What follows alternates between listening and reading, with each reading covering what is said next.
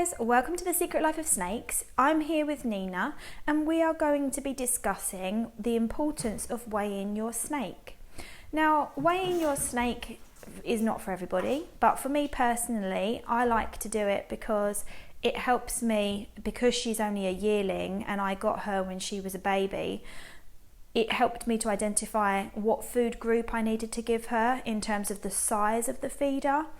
And I will continue to use the weighing method to be able to understand whether I'm actually feeding her the right size food. Now, there's also another reason why I weigh her, and that is to check that she's gaining weight and to make sure she's not losing weight, and to identify if there's a problem. Snakes are really good at hiding illnesses, and often by the time you visually see that there's a problem, it's too late. And so that's why I like to weigh her regularly. I actually weigh her every week, which is probably a little bit too much, and most reptile people would probably weigh their snakes once a month, if that. It's just a regular check-in so that they can identify to make sure that there's no problems and that they're heading in the right direction. But because I'm a new snake keeper, I'm quite obsessed with weight and making sure that I've got the right feeders and that there isn't any problems with her. So I actually weigh her before I feed her.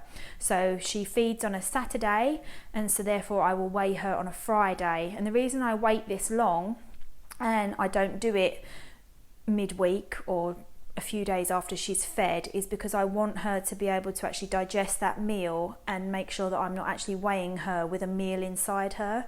I want to weigh her just before I'm about to feed her so that I get her true weight, and that tells me whether there's any issues. I also like to keep a record, and most reptile people will tell you that they keep records of their snakes as well, and that's purely for if I do find a problem, I can look back on my records and actually identify where that actually occurred, and also obviously to prevent a problem. If you notice a drastic decrease in weight or a drastic increase in weight, you can obviously adjust not only the food intake that your snake is having and maybe extend or reduce the gap in between each feed, but it can also help you in your decisions as to whether you need to actually seek the advice of a vet or not. So let's get into the actual weighing of Nina, and I'll show you how I do it. So what I do is I use a digital scale, and I'm just using an old cricket tub that I got when I got some food for one of my other reptiles.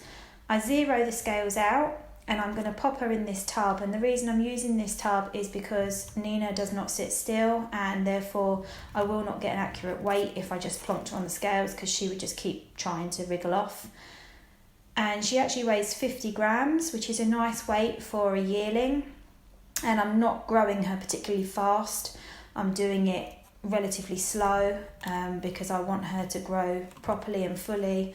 I'm not thinking of breeding her, so I'm not sort of doing it fast, power feeding her I think they call it, and that's it. So she doesn't seem too worse for wear after that little weigh-in session, and I handle her for a bit before I put her back, and I make sure that she's relaxed and settled, because I want every handling session that I have with her to be a relaxed one that doesn't give her any bad experiences. And because obviously the weighing can be quite stressful, I always want to make sure that I settle her down and that she's calm before I return her to enclosure.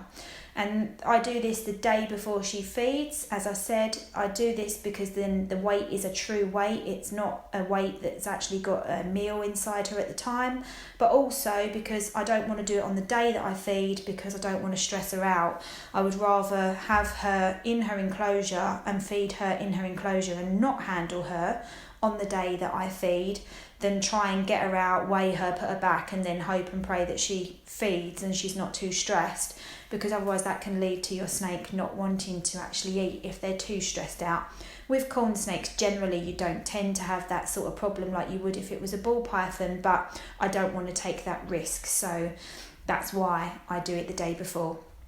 So this is the video on weighing. I hope that you've found it useful and you've got some hints and tips if you're new to the hobby like I am, or thinking about getting a snake and just want to do your research first.